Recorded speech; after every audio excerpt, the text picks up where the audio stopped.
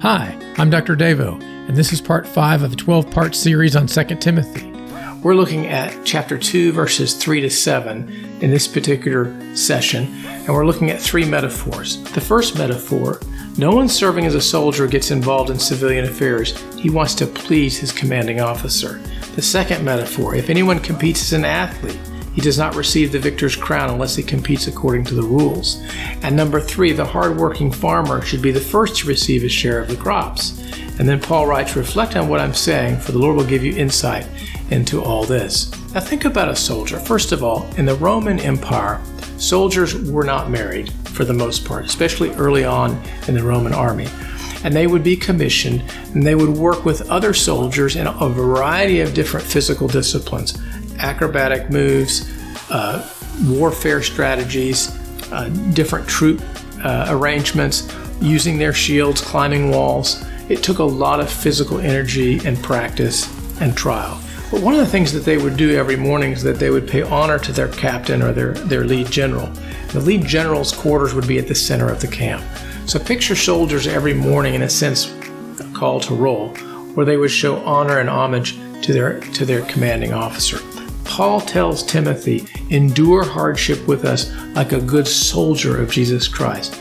No one who serves as a soldier gets involved in civilian affairs. He wants to please his commanding officer. What that tells me is, as ministers of the gospel, we don't need to be involved in things that distract us from what God's called us to do. We can look at any of the sin lists. Those things are choices that we need to run away from and stay on track with God's will. So as a soldier, we want to please our commanding officer, our Lord Jesus Christ, God our Father, by being committed to the things that He's asked us to. And the second metaphor is the metaphor of an athlete. A good example is the Olympics. As an Olympic athlete, track and field require lots of discipline, lots of training, and especially when you ran the race, you had to follow certain rules, stay in your lane. Paul is telling Timothy, similarly, if anyone competes as an athlete, he does not receive the victor's crown, which would have been a wreath, a sign of great honor, unless he competes according to the rules or the customs or those disciplines that are required, so that one is not found deficient or disqualified. So if you are called to the gospel, just like Timothy or myself or others that you know or people you're training with, Paul is saying, run the race as an athlete, do the disciplines. And the third metaphor is about the farmer. In verse 6, the hard-working farmer, the farmer who labors. Now this is not focusing on works.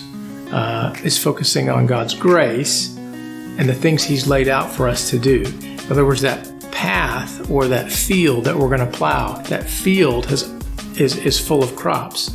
We're to harvest that. Paul is saying, as a minister of the gospel, Timothy, be prepared to do the physical work of bringing in people who know Jesus and teaching them instruction that draws their heart closer to God. So those are 3 metaphors, and Paul encourages Timothy, if he's not sure what's being understood, ask the Lord, and He'll give you insight into all this. So let me challenge you to go through those 3 metaphors and just ask the Lord, Lord, I'm your soldier. Is there anything in my life that's distracting me right now that I need to give up? Number 2, Lord, I want to run an athlete and I want the reward. I want that reward that you have for me. I want to be selfish for the good things in life. Is there anything that I am not following right now that I need to do more of? Not out of works, but because of your grace and the path that you have for me that you need to bring to my mind. And 3, or if I'm a little hesitant about the hard work of labor, or I'm not even sure where you want me to gather the crops, I am here as your servant to do the work of a farmer.